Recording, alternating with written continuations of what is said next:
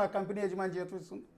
నేను ఎవరికైనా సమాధానం చెప్పుకోవాల్సి వస్తే నా చైర్మన్ విజయరెడ్డి, వెన్నం విజయరెడ్డి, ఆయనకి సమాధానం చెప్పుకుంటా, ఆయన ముందు చేతులు కట్టుకుని ఉంచుంటా. లేదా నా తర్వాత నా హెడ్ మేనేజింగ్ ఎడిటర్ సతీష్ దేవాళ్ళ, వీళ్ళిద్దరికి తప్ప నేను ఎవరికి సమాధానం చెప్పుకోవాల్సిన అవసరం లేదు. మీడియాలో ఎవరిని నేను దేకను. అదైనా ఏక చెప్తున్నా, జర్నలిస్ట్గా చెప్తున్నా, అనకూడదు ఈ మాట. ఏక కూడా బేకలేరు. భయపడి చేయని చెప్పట్లేదు, నేను మీకు కూడా చెబుతున్నా. సరే అండి, భయపడి నేనేం చెప్పట్లేదండి. బట్ యాజ్ ఎ ప్రొఫెషనల్ జర్నలిస్ట్గా నేను అంటున్నాను, నాకంటే ఎవడో తోపులేడు, నాకెవడో తోపులేడు. నేను పని చేసుకుంటున్నా, జీతం తీసుకుంటా, ఉద్యోగిని జీతం.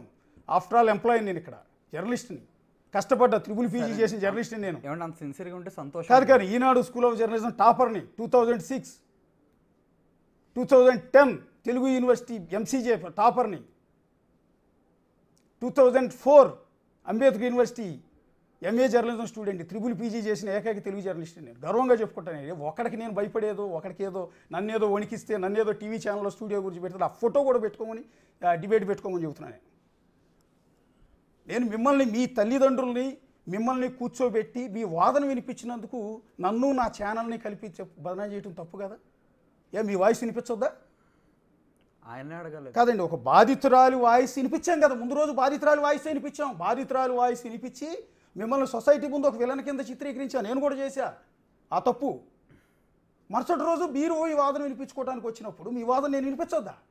అది జర్నలిస్ట్ వాల్యూస్ కాదా? ఎంతసేపు ఒకళ్ళని, మీ భార్యను మాత్రమే కూర్చోబెట్టి డిబేట్ చేయమంటాం అనేది ఎంతవరకు కరెక్ట్? నాకు ఇది అర్థం కావట్లా. 40 రోజుల నుంచి ఒక 100 ఇంటర్వ్యూలు ఇచ్చి ఆవిడ మాట్లాడితే 41వ రోజు 101వ ఇంటర్వ్యూ మీది తీసుకుని చేస్తే తప్ప?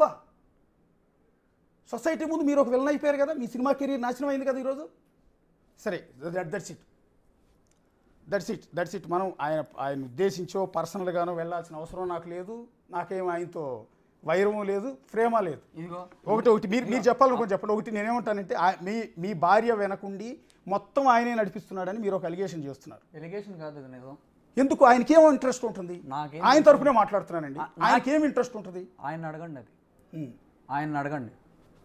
మూర్తి, నేను చెప్తున్నా, కోర్టులో నేను డైవర్స్ ఫైల్ చేశా. కోర్టులో మేము చూసుకుంటాం.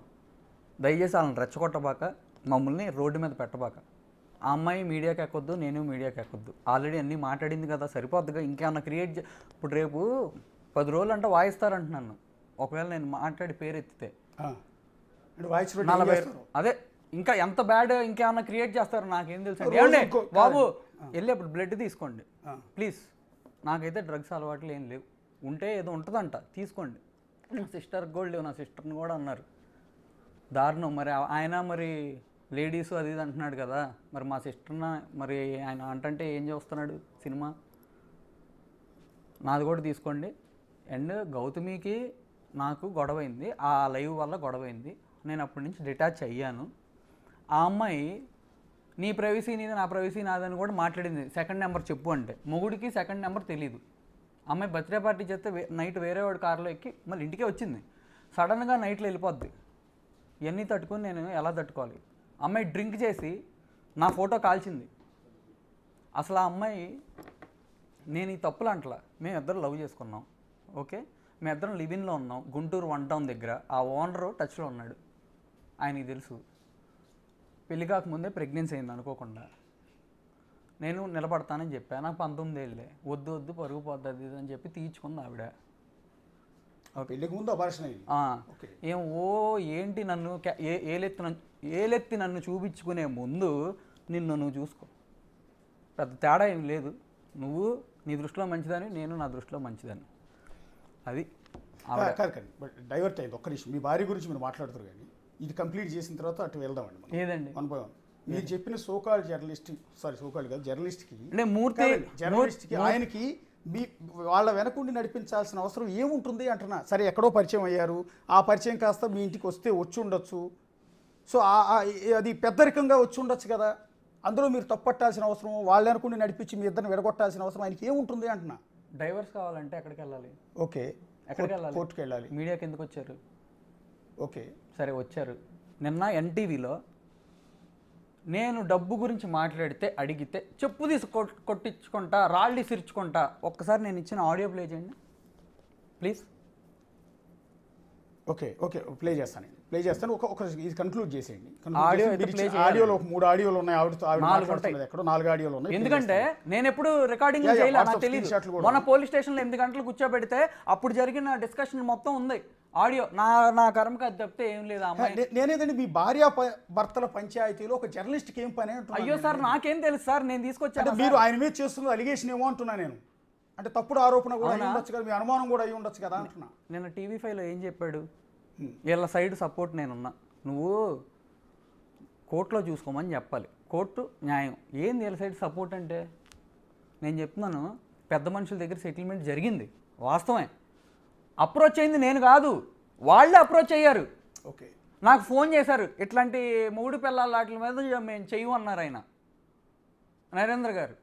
నేను అన్నాను, కాదన్నా నా వల్ల కావట్లా, నేను తట్టుకోలేకపోతున్నా, చేయండి, నా కొడుకు ఇబ్బంది పడతాడు, నేను అందుకే మాట్లాడలేదంటే, ఈ చేస్తే మాకు బ్యాడ్, నేను చేయను, 3 పిల్లలు మీ ఇద్దరు చూసుకోండి అన్నారు.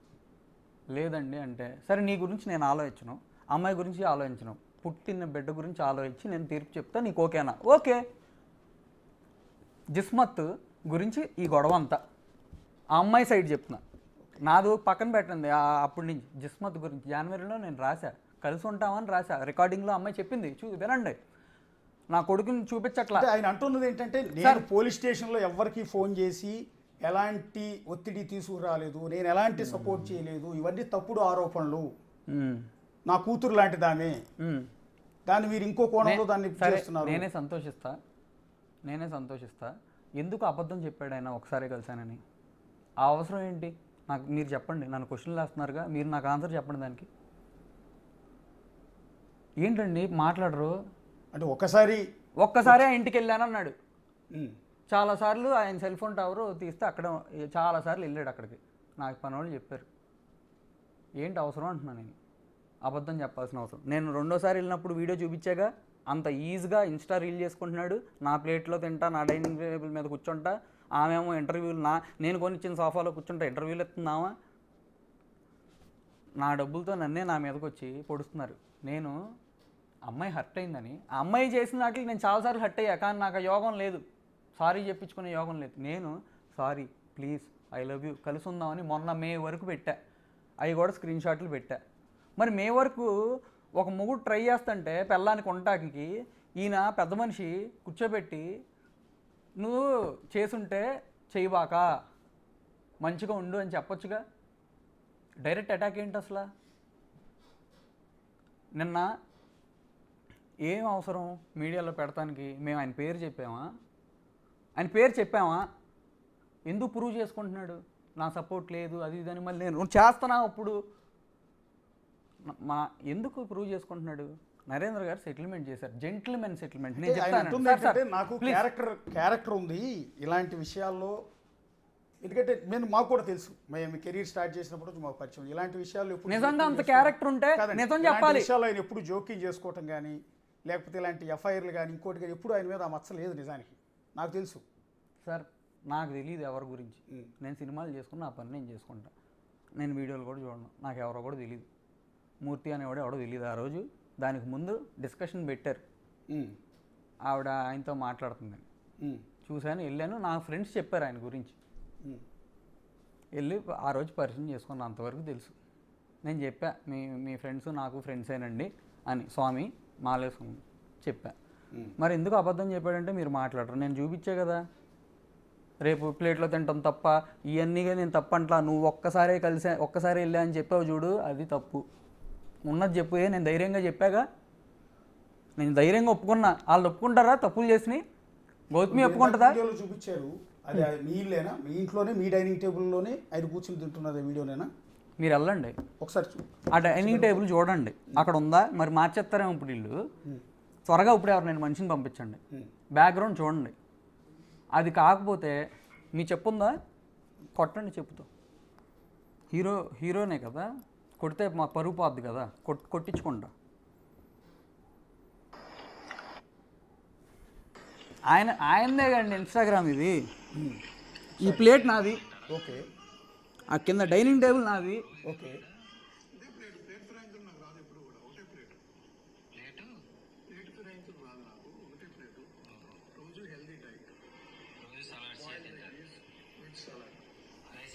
వెళ్ళటం కూడా తప్పంట్లా, ఒకసారి వెళ్ళాను ఎందుకు చెప్పాడు? ఓకే, ఒకసారి చెప్పాడు అనేది మీ అభ్యంతరం. బేసిక్ వెళ్ళటాన్ని మీరేం తప్పట్లేదు. ఆహా, ఓకే. రెండోది, సరే మీ బాబుతో ఆడుకున్నాడు, తప్పే ఉందండి. పసిపిల్లడితో నేను మీ ఇంటికి వచ్చినా కూడా బాబుతో ఆడుకుంటాను కదా, అందులో నా కొడుకుని నేను చూపించు